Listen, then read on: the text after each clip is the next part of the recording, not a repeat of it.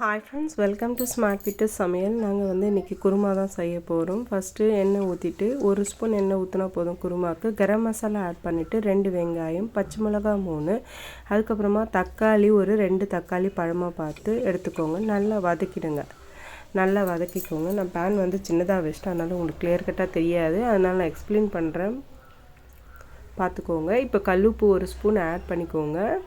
கல்லுப்பு பார்த்து ஆட் பண்ணிக்கோங்க. அந்த குழம்புக்கு ஏற்ற மாதிரி நீங்கள் தேவைக்கேற்ப போட்டுக்கோங்க. அதுக்கப்புறமா மிளகாய் பொடி 1/4 ஸ்பூன், மஞ்சள் தூள் எல்லாம் போட்டுக்கோங்க. 2 ஸ்பூன் மிளகாய் பொடி, 1/4 ஸ்பூன் மஞ்சள் தூள் எல்லாத்தையும் போட்டு நல்லா வதக்கிடணும். நான் பீன்ஸ் வச்சு தான் குருமா வச்சேன்.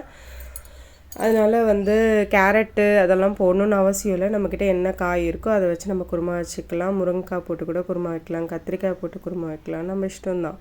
இஞ்சி பூண்டு தேங்காய் வெத்தை ஒரு 4 தேங்காய் வெத்தை போட்டுக்கலாம், இல்லை 5 கூட போட்டுக்கலாம். நமக்கு தேவைக்கேற்ப போட்டுக்கோங்க. ஒடிச்சக்கல்ல 1/4 கப்பு போட்டிருக்கேன். ஏன்னா திக்னஸ் வரும் கொஞ்சம் குழம்புக்கு, அதனால் டேஸ்டியாகவும் இருக்கும். ஆல்ரெடி கரம் மசாலா போட்டதுனால நம்ம எந்த ஒரு மசாலாவும் நம்ம ஆட் பண்ண வேண்டாம், அப்படியே போட்டு மிக்ஸ் பண்ணிட வேண்டாம். அரைச்ச விழுதை நம்ம அப்படியே இதோட மிக்ஸ் பண்ணிக்கலாம். உங்களுக்கு வேணும்னா என்ன காய்கறி வேணுமோ நீங்கள் வச்சு செஞ்சுக்கலாம். பட்டாணி போட்டு கூட செஞ்சுக்கலாம். ஸோ நைட்டு நான் அர்ஜெண்ட்டாக செஞ்சதுனால குருமா சிம்பிளாக முடிச்சிட்டேன். ஸோ இதை நான் தோசைக்கும் பூரிக்கும் வச்சுக்கினேன். நைட்டு தோசை, காலைல பூரி எங்கள் வீட்டில். ஸோ குருமா ரெடி ஆகிடுச்சு பாருங்கள். சூப்பரான குருமா, சுட சுட சுவையான குருமா நமக்கு ரெடி ஆயிடுச்சு. ஸோ பீன்ஸ் வச்சு செஞ்சதுனால டக்குன்னு ஆயிடுச்சு. எல்லா காய்கறியும் கட் பண்ணணுன்னா கொஞ்சம் லேட் ஆகும், அதனால் சரி இருந்த காயை வச்சு நான் செஞ்சிட்டேன். இப்போ பூரி தான் நான் சுட போகிறேன். நைட்டு பிரேக்ஃபாஸ்ட்டு தோசைக்கு குருமா முடிஞ்சது. அதே குழம்பு சூடு பண்ணி வச்சாச்சு. மார்னிங் பூரிக்கு குருமா.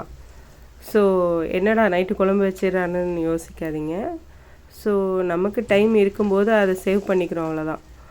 அதனால் 2 நாள் 3 நாள் தான் சாப்பிட மாட்டோம். ஸோ முடிஞ்ச வரைக்கும் நம்மளால் முடிஞ்ச வரைக்கும் வேலையை குறைக்கலாம் அப்படின்னு சொல்லிட்டு தான். மார்னிங் கொஞ்சம் நமக்கு வேறு ஒர்க் ஆகும் அப்படின்ட்டு. ஸோ இப்போ பூரி சுட சுட பூரி ரெடி ஆகிடுச்சு. பிடிச்சிருந்தா லைக் பண்ணி ஷேர்